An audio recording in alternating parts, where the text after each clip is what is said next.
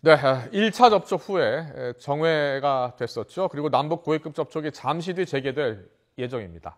일단 어제 있었던 1차 회의에서는 약 10시간가량의 장시간 협상이 진행이 됐습니다만 끝내 합의를 보지 못했습니다.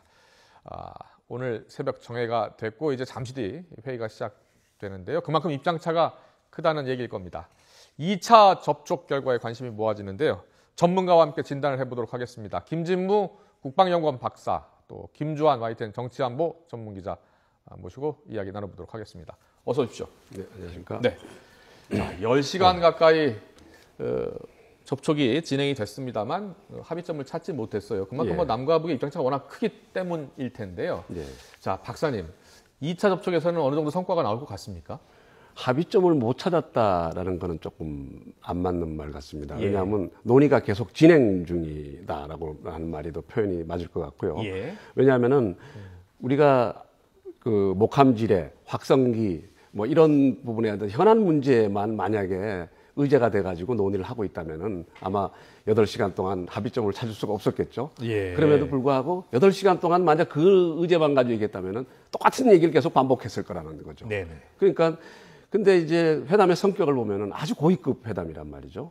또 우리 정부에도 남북관계 개선이라는 게 사실 가장 중요한 국정 현안 중에 하나고 그렇게 본다면은 이 기회에 뭐다 더 큰 걸 얘기하자. 그렇다면은 지금 얘기가 계속 되고 있다 이렇게 표현하는 것 같습니다. 알겠습니다. 과거 남북 이 군 장성급 회담에서는 이런 문제를 논의하다가 보면 뭐 2시간, 3시간 회담하고 바로 결렬되는 경우가 많았었거든요. 그렇죠. 그런데 이번에는 지금 10시간째 접촉이 계속되고 있고 특히 김관진 국가안보실장, 황병서 총정치국장이 남과 북의 최고위급 인사들이 접촉, 만남을 갖고 있기 때문에 좀 더 큰 그림을 갖고 이야기를 하는 것 아닌가라는 게 박사님의 생각인데요. 김주환 기자는 어떻게 보세요? 지금 큰 그림을 그리고 있다고 보십니까?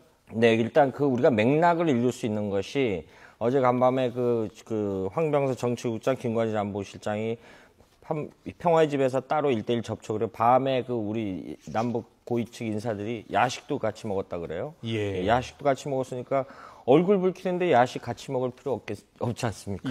그러니까 굉장히 뭔가 큰 그림에 있고 그 단초가 오늘 새벽 민경욱 청와대 대변인의 발표 중에 조율이라는 단어를 썼습니다. 조율. 뭔가 컨센서스는 마련이 됐고 구체적인 항모의 작구 수정이나 이런 부분에 대해서 이견이 있을 수 있겠죠. 과거 이 작구 수정이 얼마나 오래 걸리냐면 비근한 예로 설명을 드리면 1970년대 중반 냉전 때 미소가 솔티 협정을 할 때 양측의 언어학자들이 몇십 명씩 달라붙었습니다. 합의면 2장 만드는데요. 이 정도로 작구 구성이 굉장히 중요하기 때문에 큰 틀에서는 이 뭔가 컨센서스가 이루어져. 그러면 그 컨텐츠가 뭐냐? 이게 남았겠죠. 이 포괄적으로 논의하는데 포괄적인 컨텐츠가 뭐냐? 뭐 여러 가지 추론이 가능한데 저희가 이제 그래픽을 준비한 게 있습니다. 좀 한번 좀 잠시만요. 속보가 좀 들어와 있는데요. 북한이 지금 잠수함을 평소보다 10배 정도 이동을 많이 시키고 있다. 굉장히 이례적이다. 우리 군의 발표 내용입니다.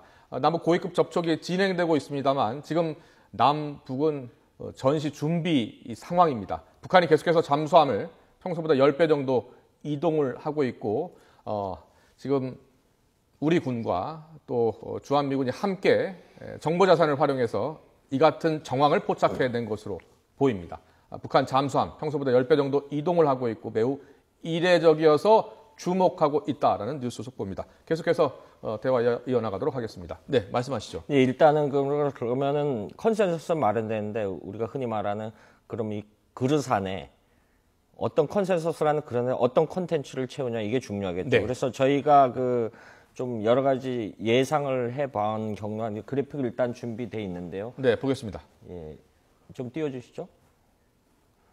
일단은 이 박근혜 정부의 대북 정책의 가장 큰 기조죠. 한반도 신뢰 프로세스를 저렇게 간단하게 하나를 만들어-봤습니다. 그래서 이 악순환의 고리를 끊겠다라는 한민국 국방장관의 이야기도 이런 연장선에서 봐야 되고, 다만 북한이 국제사회 한반도 여러 가지 국제관계의 기준과 모든 합의를 준수한다면 우리는 평화적으로 이렇게 지원해 줄 얘기 있다. 왜냐하면은 남과 북이 박근혜 정부 들어와서 접촉이 없었어요. 네. 그러니까 우리 핵심의 생각이 무엇을 생각하고 있는지 북측에서도 평양당국에서 정확히 모를 거거든요. 이번에 차제에 잘 됐었다고 봅니다. 그러니까 도대체 뭐 질문 답변 형식으로 물었을 거고 답변을 했을 거고. 왜냐하면 김관진 안보실장이라든 홍영표 장관 같은 경우 두 분이 핵심적으로 모든 거를 다 이해할 수도 있는 분들이기 때문에 그런 의견이 충분히 전달됐다고 봅니다. 이 박사님께서는 그 부분에 대해서 어떻게 생각하시는지 좀. 예, 이제 지금 아까 이제 10시간 동안 또 지금 3시부터 또 회담이 계속 잠시만요. 잠시만요. 지금 회담 이야기를 하고 있습니다만 계속해서 속보가 들어와서 정리를 좀 해드려야 될 것 같습니다. 우리 군이 파악한 북한군의 움직임입니다. 북한 잠수함 수십 척이 현재 기지를 이탈을 했다는 뉴스 속보인데요. 식별이 안 되고 있어서 좀 걱정인데요. 전선적 북한군 사격 준비도 포병이 현재 2배 정도 증강돼 있다고 합니다. 이틀 전, 사흘 전이었죠. 김정은 위원장이 지금 준전시 상태를 선포한 상태인데요. 북한도 역시 만일 사태에 대비하고 있는 것 같고 우리 군 역시 지금 한미 연합군이 동시에 지금 정보자산, 모든 정보자산을 활용해서 북한군의 움직임을 파악하고 있습니다. 지금까지 우리 군이 파악한 내용 뉴스 속보 들어오고 있습니다. 전선지역 북한군 사격 준비 포병을 2배 정도 증가했다는 소식이고요. 이거 이야기를 조금 더 하고 회담 이야기를 이어갔으면 좋겠는데요. 김주환 기자. 좀 설명을 좀 필요할 것 같습니다.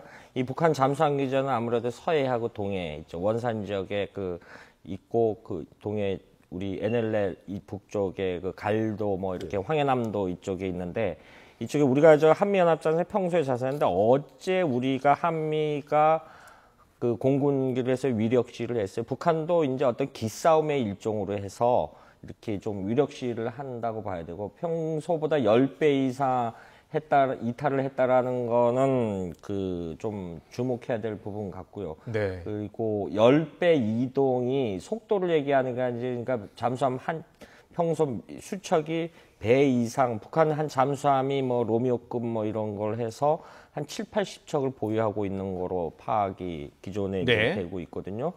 이런 부분들 봐서 일단 어떤 위력시 북측 나름대로 위력 시위를 하는 측면이 아주 강한 것 같습니다. 김진우 박사님. 어쨌든 그 48시간 경보 이후에 우리 군이 긴장을 놓지 않고 있고 또 북한도 거기에 대응해서 뭐 기존에 있던 전시 상태가 아마 군에 내려간 전시 상태는 아마 지금도 계속되고 있을 겁니다. 그러니까 일선 지휘관에서는 전시 상태는 북한에게 전시 상태라는 건 각 부대 지휘관들한테 전쟁이 일어나면은 어떤 작전을 해라라는 어떤 작전 계획서가 하달이 돼 있습니다. 네. 그렇기 때문에 아마 그 지침대로 움직일 거고 또 한 가지는 북한은 이 협상의 어떤 수단으로서 군사적 위협을 활용해 왔습니다. 그동안에. 예를 들어서 어떤 협상이 진행되기 직전에 군사적 위협을 극대화시켰다가 다시 이제 그 협상으로 나오는 그런 이번이 아주 전형적인 수법이죠. 그러니까 이것도 지금 지금 진행되고 있는 협상의 어떤 수단으로서 어떤 협상력 강화를 위해서 지금 하고 있는 부분도 있다 그렇게 말씀드릴 수가 있습니다. 우리 군 역시요. 지금 북한군의 움직임을 아주 자세히 지금 기자들에게 브리핑을 했고 이 기자 브리핑이 지금 방송 속보로 나가고 있습니다. 네네. 북한군도 북한군의 간접적인 경고를 하고 있다고도 봐야 되겠죠? 그렇죠. 네. 그러니까 우리 군도 협상하고 관계없이 어쨌든 북한이 경고한 48시간이 지났고 북한군이 전시 상황을 풀지 않고 있는 상황에서 우리도 최대한 경계태세를 강화해야 되겠죠. 이제 그런 상황이니까 양쪽이 비슷하게 지금 위협 태세를 높이고 있다 이렇게 볼 수. 네, 이거 좀 더 이야기 좀 해야 될 것 같아요. 북한군이 지금 우리 군이 지금 파악하기로는 북한의 잠수함의 약 70%가 식별이 안 된다고 합니다. 자, 대표적인 이 비대칭 전력이라고 할 수 있는데 이 잠수함이 70% 식별 안 된다. 자, 이거 지금 그런데 이제 지금 말씀하신 이제 그 식별은 안 되죠. 굉장히 무서운 비대칭 전력인데. 그런데 지금 을지 프리덤 가디언 훈련 중입니다. 훈련 중이기 때문에 연합자산도 있고 워치콘2가 격상됐다라는 의미는 한미 연합자산의 정보 감시 자산이 더 많이 가동되고 더 인력이 충원되고 아무래도 뭐 이 주변 아태 지역에 있는 미군도 뭐 오키나와라든가 주변에 뭐 후텐마 공군기지라든가 멀리는 괌 일쪽에 있는 연합자산들도 지금 한반도 상황을 굉장히 예의주시할 수 있을 겁니다. 이 북한이 도발 억제를 위해서요. 그리고 실제 충분히 말씀드릴 수는 없습니다만은 저희가 취재한 쪽으로 또 이렇게 지금 전선에도 우리 군도 상당히 대응 태세를 아주 강화해 놓은 상태로 알고 있습니다. 현재 한미 연합 이 정보자산 가운데는 이제 첩보 위성도 있고요, 정찰기도 있죠. 예. 뭐 우리도 있습니다. 우리도 뭐 음성 정보 수집하는 정찰기가 따로 있고요. 예. 우리도 영상 정보 수집하는 따로 있고요. 그리고 우리 이지스함에는 스파이 레이더라고 그래서 1000km 커버하는 우리 이지스함도 그렇죠. 모처에 다 이미 다 배치되어 있는 상태입니다. 백두금강 사업을 통해서 네. 이제 북한 우리가 이제 굉장히 돈을 많이 들였죠. 예. 그래서 전방 지역은 우리가 영상 자료를 확보할 수 있고, 예. 저 백두산 쪽에 좀 먼 거리는 우리가 신호 정보를 확보할 수 있는 그런 것을 가지고 있고, 그보다 지금도 훨씬 더 발전돼 있다고 봐요. 네, 지금 대북 경계 태세 워치권 2가 발령되고 있는데요. 지금 북한 대잠수함 활동을 우리 군이 정보자산을 활용해서 지금 파악을 하고 있습니다. 자, 계속해서 이 대화 남북 접촉 어떻게 진행되고 있는지 계속해서 이야기 나눠보도록 하겠습니다. 예, 지금 그 남북 간의 고위급 접촉을 하고 있는 것은 결국은 지금 있는 상황이 이 긴장이 고조된 상황을 어떻게 낮추고, 예. 그게 첫 번째고요. 예. 그다음에 그걸 낮추면서 남북 관계 개선을 해서 이런 긴장이 다시 재발되지 않도록 하자. 이게 지금 목표라고 봅니다. 그렇죠. 그렇다면은 예. 군사적 긴장을 낮춘다는 거는 군대만 뒤로 물려서 되는 문제가 아니고, 예. 남북 간의 각 분야의 협력이 이제 진행이 돼야 되겠죠. 그러면서 서로가 신뢰를 쌓아가는 부분이 필요하다고 봅니다. 예. 그게 바로 우리 박근혜 정부의 한반도 신뢰 프로세스가 그거에 해당된다. 그러니까 이 회담에 우리 측에서는 어떻게든 한반도 신뢰 프로세스를 이 협상 안에 담으려고 아마 하지 않겠나 그렇게 생각을 합니다. 네. 그 앞서 김주환 기자가 오늘 새벽 민경욱 대변인의 발표 내용을 보면 뭔가 좀 볼 수가 있겠다. 네. 뭔가 협상 전망을 내다볼 수 있는 발언들이 있었다라고 얘기해서 제가 한번 살펴봤는데요. 여기 보면 남북이 오늘 새벽 4시 15분에 정회했으며 상호 입장 차이를 계속 조율해 나가기로 했습니다. 네. 예, 조율이라는 단어가 분명히 조율이라는 들어있죠. 단어가 들어가 있고요. 그리고 이렇게 이야기했습니다. 이 브리핑을 하기 전에 제가 보니까요. 지금 발표하게 될 내용은 남과 북이 발표하기로 한 합의 문안입니다. 이런 문구가 들어 있습니다. 그러니까는 지금 김주환 기자하고 우리 박사님 말씀대로 현재 계속해서 대화가 진행되고 있고 뭔가 합의를 이끌어내기 위한 논의가 계속되고 있다라고 이렇게 관측할 수 있을 것 같습니다. 네, 김 박사님. 예. 예, 그래서 이제 일단은 우리가 박근혜 대통령께서 이제 한반도 신뢰 프로세스라는 거는 기본적으로 대북 정책의 기본 기조입니다. 예.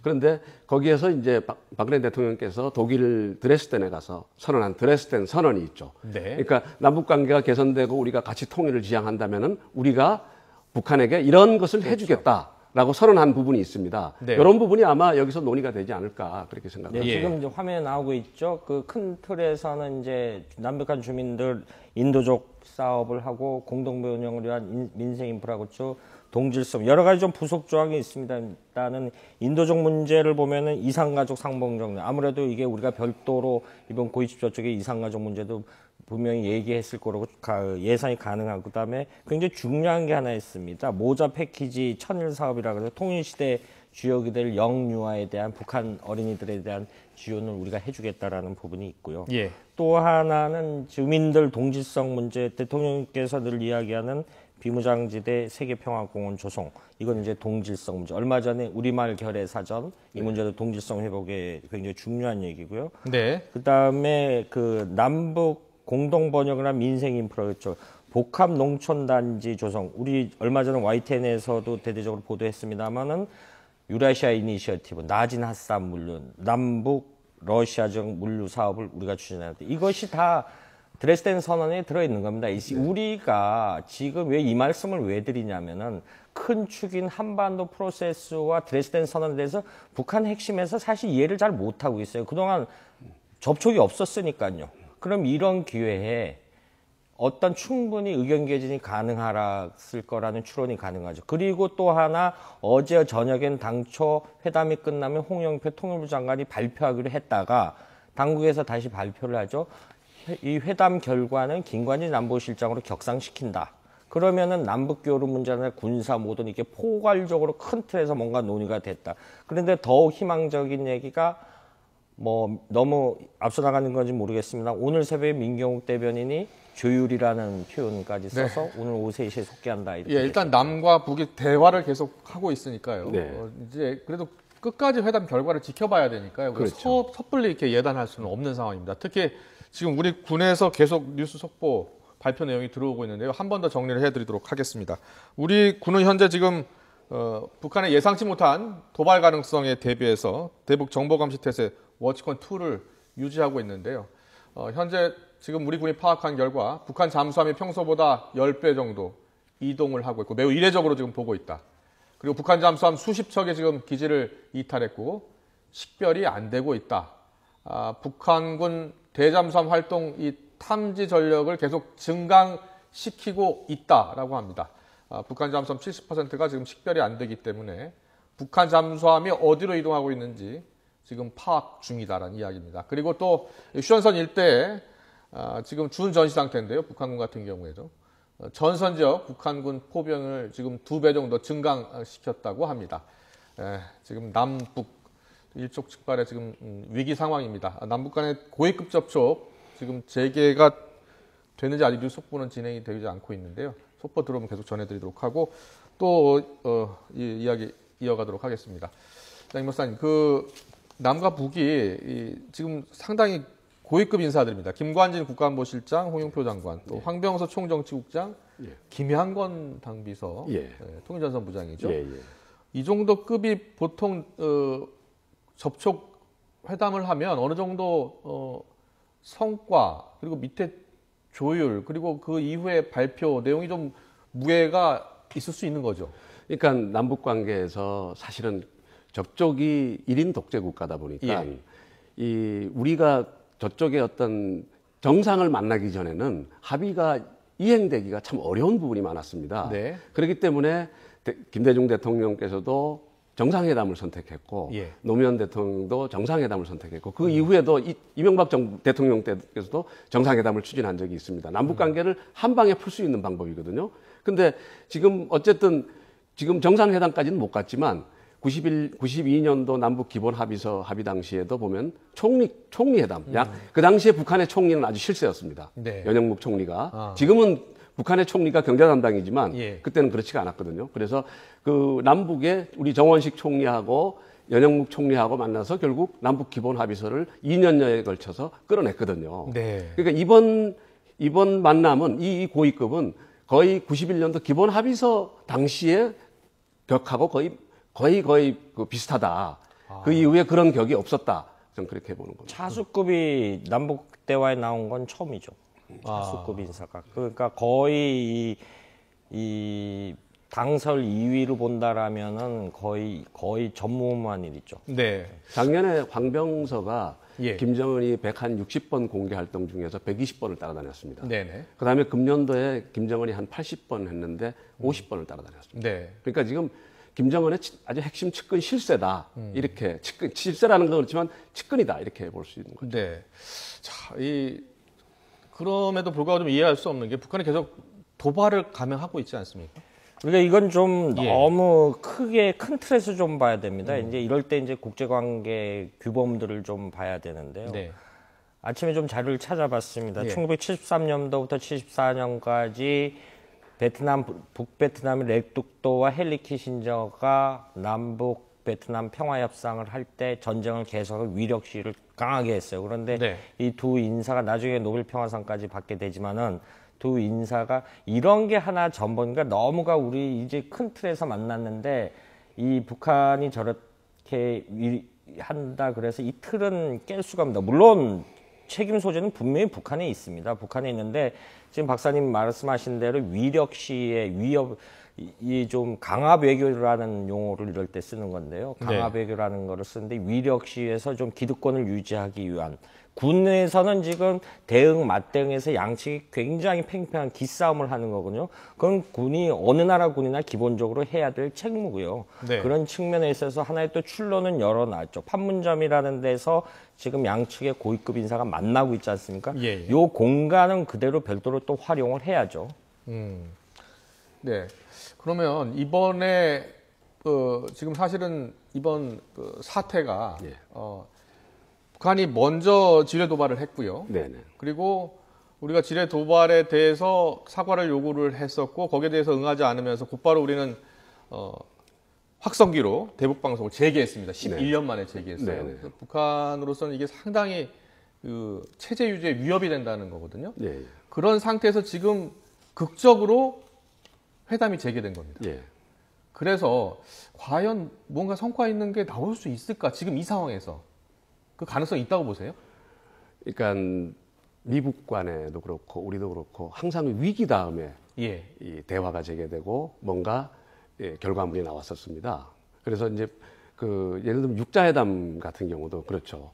그러니까 2006년도, 2005년도에 9.19 공동성명을 합의하고 예. 2006년도에 북한이 그 뱅코델타 아시아은행 미국에 이제 대북 제재 들어가니까 이제 핵실험을 했죠. 예. 그 직후에 2.13 합의, 2007년도 2월 달에 2.13 합의를 통해서 북핵 문제가 어느 정도 뭐 풀려가는 듯한 어떤 갑자기 급반전되는 그런 상황으로 변했었거든요. 예. 그럼 이것도 아마 그 우리 박근혜 정부 들어서서 아마 가장 고조된 위기 상황이었다 이렇게도 평가가 될 수 있습니다. 예. 그러니까 이 고조된 위기 상황이 오히려 남북 간의 개선의 기회를 갖는 거 아닌가 그렇게 생각합니다. 네, 김 박사님의 예상대로 뭔가 큰 틀의 합의가 있었으면 좋겠습니다만 워낙 이 북한이 그동안 우리에게 보여줬었던 이 행태를 보면 믿을 수가 없어요. 그렇죠. 한 번도 안 지켰죠. 예, 한 약속을 번도 지키지 않고 예. 그리고 지금 계속해서 우리 군은 성동격서 무슨 도발을 할지 모른다 회담 중에 이런 지금 상황이거든요. 그렇죠. 그러니까 지금 말해서 신용도가 없습니다. 북한은 국제사회에서도 그렇고요. 신용도가 없죠. 북한이라는 국가가 좋은 일로 선행을 해서 국제사회 주목을 받은 적이 단 한 차례도 없습니다. 단 한 차례도 없죠. 예. 그러니까 큰 단위로 봤을 때요. 그리고 항상 나쁜 뉴스로 해서 주목도를 높였던 나라고 지금 박사님 말씀하신 뭐 남북기본합의서라든가 9.19 공동선언이라는 거 굉장히 훌륭한 내용입니다. 지키기만 한다면. 그런데 우리는 지키고 했고 굉장히 노력을 했는데 이걸 일방적으로 파기한 거는 북측이었습니다. 예. 그래서 지금 앵커께서 말씀하신 대로 신뢰도가 없고 믿을 수 없다라는 의구심이 우리 국민들한테도 아주 팽배해 있는 거죠. 자, 북한의 이 이중적 태도 행태가 쉽게 바뀌지 않을 것 같거든요. 그럼요. 예. 북한은 자기들 체제가 갖고 있는 기본적인 모순, 어떤 약점이 있기 때문에 북한은 자기 정권의 보존이 목표입니다. 예. 그러니까 자기 정권에 어떤 식으로든 약점이 보이거나 위해가 가해지면은 어떤 약속도 파기할 수 있는 그런 국가입니다. 예. 그렇기 때문에 지금 이전에 있던 모든 약속들이 다 파기된 것도 사실 기본적으로 그런 배경이 있기 때문에 그렇습니다. 그러니까 이번에 합의를 한다고 해도 그 약속이 영원하게 또 약속에 진행된 대로 절차대로 계속 이행된다. 이거는 사실 우리가 장담할 수 없는 부분이거든요. 예. 그럼에도 불구하고 지금 접촉이 잘 돼야 되는 거는 지금 고조된 위기가 어떻게든 완화돼야 되는 부분이 있지 않습니까? 네. 그러니까 그렇기 때문에 이 고위급 접촉이 어떤 식으로든 성공적으로 끝나야 된다 그렇게 생각하는 겁니다. 네, 남북 고위급 접촉 2차 접촉이 지금 3시에 예정이 돼 있었는데요. 시작이 되면 뉴스 속보로 바로 전해드린다고 했는데 아직 시작이 재개된 것 같지는 않습니다. 그리고 대신 우리 군이 좀 전에 브리핑을 했는데요. 북한이 지금 잠수함을 평소보다 10배 정도 이동시키고 있다. 매우 이례적으로 지금 파악을 하고 있다라고 지금 보고 있고요. 현재 북한 잠수함이 약 70척에서 80척 정도 되는 것으로 추정이 되고 있는데 이 가운데 약 70%가 식별이 지금 안 되고 있다라고 합니다. 이 첩보위성을 통해서 보면 잠수함이 있는 그 기지를 식별할 수 있고요. 그 기지에서 잠수함이 어디로 이동하는지를 볼 수가 있는데 현재 지금 식별이 안 되는 잠수함이 무려 70%나 된다라는 뉴스 속보입니다. 우리 군도 그렇고요. 지금 긴장을 늦추지 않고 대비 태세, 경계 대비 태세를 유지하고 있습니다. 워치권 2가 지금 유지되고 있습니다. 남북 고위급 2차 접촉 전망 계속 해보도록 하겠습니다. 자, 김주환 기자. 네. 자, 어떻게 하든지 일단 이 위기 국면을 합의를 통해서 돌파해내야 되거든요. 네. 근데 이 남북 간의 이견을 좀 더 좁힐 수 있는 방안이 나올 것 같습니다. 지금 가장 큰 현안은 지금 청와대 대변인의 뭐 이런 큰 컨센서스가 있고 우선 급박하게 해결된 거는 북한이 전선적의 준 전시 상태를 선언하는 바람에 우리가 진돗개 하나를 발령하고 어제 워치권 2로 격상을 해서 이제 급격한 군사적 긴장도가 높아진 상태지 않습니까? 네네. 이걸 가장 급선무로 풀어야 되는 건 이거겠죠. 지금 말씀. 그런데 북한이 지금 속보 들어온 것처럼 어떤 나름대로 또 위력 시위를 하고 있단 말이에요. 그렇죠. 네, 위력 시위를 하고 있는 때문에 이런 문제가 좀 어떻게 보면 오늘 새벽까지 온화했던 게 쉽게 말해서 돌발 변수가 생겼다라고 이렇게 평가를 할 수가 있거든요. 네. 이런 부분에 대한 어떤 긴장도를 완화시킬 수 있는 방안이 논의될 수 있고. 그러니까 회의가 오늘도 저런 돌발 변수 때문에 좀 녹록치 않은 상황이 올 거로도 전망할 수 있죠. 그런데 네. 북측에서 뭐 정기적인 훈련이 있다? 저렇게 되면 우리가 풀어라 하면 북측은 당연히 나오는 전통적인 술수 있죠. 네. 육지연습 중단해라. 그럼 이게 또 말꼬리를 이어주는 그런 회담이 되겠죠. 사실 네. 그 북한하고 협상이 다 성공한 건 아니지 않습니까? 사실 네. 어떻게 보면 성공한 것보다는 실패한 게 훨씬 더 많습니다. 네. 이제 그렇기 때문에 지금 북한에서도 자기들이 요구사항, 자기들이 실리를 가지고 나왔을 거라는 거죠. 예. 그럼 그걸 우리에게 요구를 하고 그 중에는 우리가 도저히 받아들일 수 없는 것도 있고 가장 중요한 거는 우리 국민들이 최근에 목함지뢰로 우리 장병이 사실 어떻게 보면 불구가 됐다고 볼 수 있지 않습니까? 예. 그런 피해에 대해서 우리 국민이 납득할 만한 합의가 나오지 않으면은 굉장히 어려운 상황이거든요. 우리 정부도. 예, 예. 그러니까 북한이 굉장히 어려운 협상을 하고 있는데 북한 쪽에서도 결렬될 수 있다는 가정을 해야 되는 거 아니겠습니까? 그러니까 그렇죠. 군사적 위협을 계속 강화하고 있는 부분도 있다. 그렇게 볼 수 있습니다. 그렇군요. 알겠습니다. 자, 앞서 계속 뉴스 속보로 전해드렸는데요. 자, 우리 군이 지금 현재 북한의 잠수함 움직임을 제대로 파악을 하고 있는 것 같습니다. 이 남북 고위급 접촉이 재개되고 있는데도 북한은 계속해서 이렇게 위력 시위를 하고 있습니다. 북한 잠수함 수십 척이 지금 기지를 이탈을 했다는 소식이고요. 또 70% 정도가 식별되지 않고 있다고 합니다. 휴전선 근처의 포병 전력도 2배 이상 늘렸다고 합니다. 군 당국이 밝힌 내용입니다. 국방부 취재기자 연결하겠습니다. 권민석 기자. 네, 국방부입니다. 네, 북한군 잠수함이 집단으로 기지를 이탈했다. 동향이 파악이 되지 않고 있다고요. 네, 그렇습니다. 군 당국은 평소 북한군 잠수함 이탈 수준보다 10배 정도 되는 잠수함이 기지에서 사라져서 이제 식별되지 않고 있다고 밝혔습니다. 북한 잠수함 수십 척이 잠수함 기지를 이탈해서 현재 어디에 있는지 파악되지 않는 겁니다. 군은 매우 심각한 상황이라고 밝혔는데요. 없어진 잠수함이 어떻게 활동하는지 현재 파악되지 않고 있다고 밝혔습니다.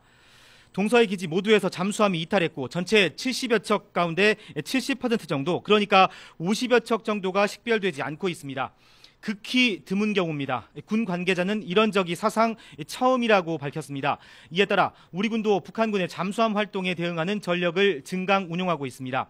해군 대잠 초계기인 P3C 정찰을 대폭 강화하는 등 총력 대응하고 있습니다. 한미는 또 감시 자산을 총동원해 북한 잠수함의 궤적을 추적하고 있습니다. 군 당국도 북한이 전선에 사격 태세를 갖춘 포병 전력을 회담 전인 이틀 전에 비해 2배 늘렸다고 밝혔습니다. 군은 이 같은 북한의 이중적인 태도가 남북 고위급 당국자 회담에서 유리한 입장을 취하기 위한 전략적 협박의 일환이라고 보고 있습니다. 또한 회담 결렬에 따른 추가 도발을 위한 사전 움직임일 가능성도 주시하고 있습니다. 한미는 북한이 어떤 식으로든 도발하면 강력히 응징할 방침입니다. 지금까지 국방부에서 YTN 권민석입니다. 네, 자 들으신 것처럼 지금 남북 고위급 접촉이 곧 재개될 예정인 가운데 북한군의 잠수함 50여 척이 기지를 이탈했다는 소식입니다. 자, 그럼 여기서 오후 3시로 예정된 남북 고위급 접촉이 재개가 됐는지 한번 알아보도록 하겠습니다. 정부 서울청사에 YTN 취재기자 나가 있습니다. 안윤학 기자.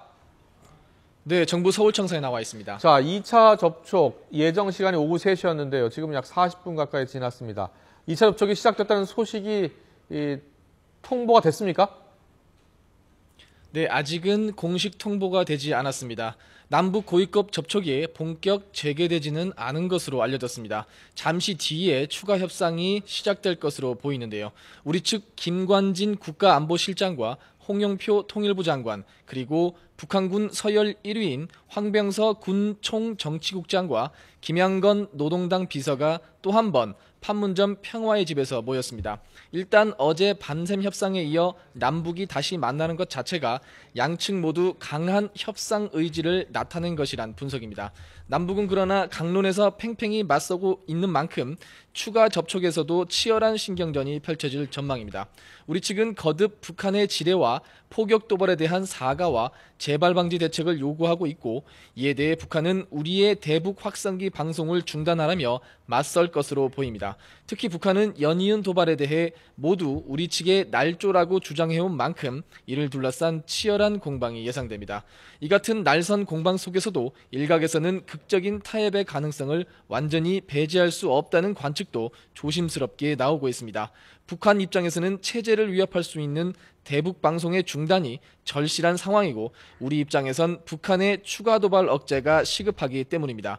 남북은 또 남북관계 발전 방안에 대해서도 폭넓게 협의할 것으로 보입니다. 우리 측이 제안한 이산가족 상봉과 북측의 5.24 조치 해제 요구 등이 또다시 협상 테이블에 오를 것으로 예상됩니다. 남북이 어떤 진전된 입장을 갖고 협상을 이어갈지, 또 남북 대치를 해소할 실마리를 찾을 수 있을지, 이번 2차 접촉이 향후 남북 관계의 최대 분수령이 될 것이란 전망입니다. 지금까지 정부 서울청사에서 YTN 안윤학입니다.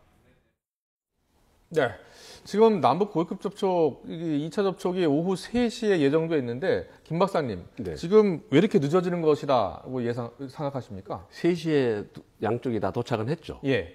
그럼 이제 우선 어저께 했던 얘기, 사전에 이제 아마 의제 조율을 다시 해가지고 뭐부터 논의할 것인가, 아마 그런 절차가 좀 필요하지 않을까 하는 생각이 듭니다. 예. 근데 이제 이 공산주의자들의 수법이라고, 협상 전술이라고 할까요? 뭐 예. 그런 게 있죠. 의제를 전환하는 부분도 있고.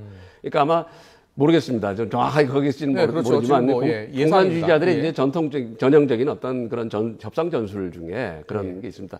합의한 것을 뒤집고 파괴하고 다시 새로운 협상 의제를 끄집어내고, 이제 그렇게 하면서 자기 협상력을 강화하면서 하여튼 상대방을 지치게 만드는.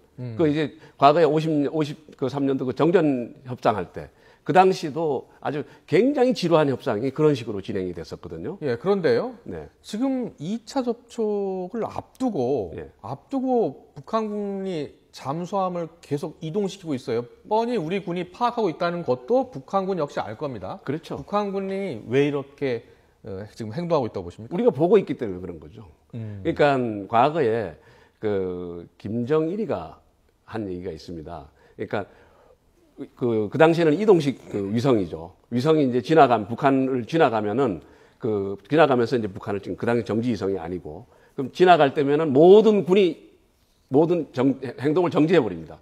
그리고 그 위성이 지나가면은 다시 행동하고, 지금은 좀 다른 상황인데, 근데 그런 것처럼 또 지금 우리가 모든 것을 감청하고 있기 때문에 절대로 무전기는 사용을 안 합니다. 그런 식으로 지금 이것도 자기들의 위협을 극대화하기 위한 여러 가지 수단 중에 하나로 지금 일단 잠수함을 푸는 거 아니겠느냐. 우리가 보고 있는 거 뻔히 알면서. 그렇군요. 물속에 들어가면 또 안 보이니까. 잘 탐지가 안 되죠. 김주환 기자도 지금 이 북한군의 행태가 역시 큰 틀의 협상 전략으로 보십니까? 네. 그러니까 이것이 이제 우리도 어제 우리는 당연히 해야 되는 거, 이제 예를 들면 어제 상황에서 한미 그 전투기 8대가 위력 시했던 국방부가 발표했지 않습니까? 전통적으로 군의 행태를 보면은 우리가 위력 시를 하면 과거에 북이 맞대응을 합니다. 네. 북한 전투기가 이륙을 합니다. 이륙을 하는데 그래서 우리가 그걸 통해서 여러 가지 전략을 파악할 수 있어요. 또 하나 예를 들어 설명하면은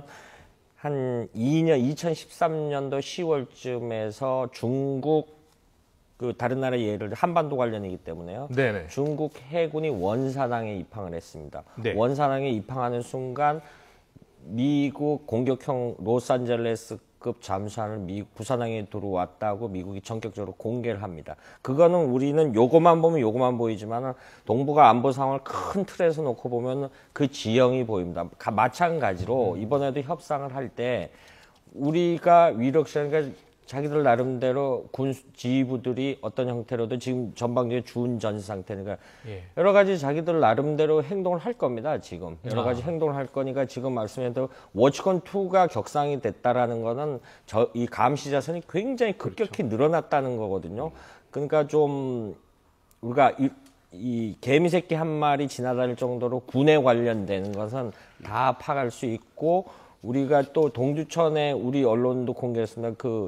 이번에 한미 공동대 국지전 공동대 계획이 가동되기 시작했지 않습니까? 네네. 가동되면서 가장 가공할 능력을 가진 동두천에 있는 주한미군 210 화력여단도 준비태세에 들어가 있거든요. 이런 부분에 대해서 북한은 너무 잘 알고 있기 때문에 설령 저렇게 행동을 한다 그래도 실질적으로 또 다른 추가 도발은 사실 좀 어렵지 않나 이렇게 전망할 수 있을 것 같습니다. 네, 남북 고위급 접촉, 2차 접촉이죠. 오늘 새벽 1차 접촉이 끝나고 2차 접촉을 오후 3시에 갖기로 남과 북이 합의를 했는데 지금 오후 3시 40분이 훌쩍 넘었는데도 아직 협상은 재개되지 않고 있습니다. 대신 지금 우리 군이 파악하기로는 북한군의 잠수함들이 대거 이동을 하고 있고 약 70%가 지금 파악이 안 된다고 하는데요. 우리 전문가들은 북측의 전형적인 협상 전략이다라고 보고 있습니다. 김진무 박사께 좀 더 물어보도록 하겠습니다. 김 박사님. 네. 자, 그렇다면 북한이 무엇을 지금 가장 얻고 싶어 한다고 보십니까?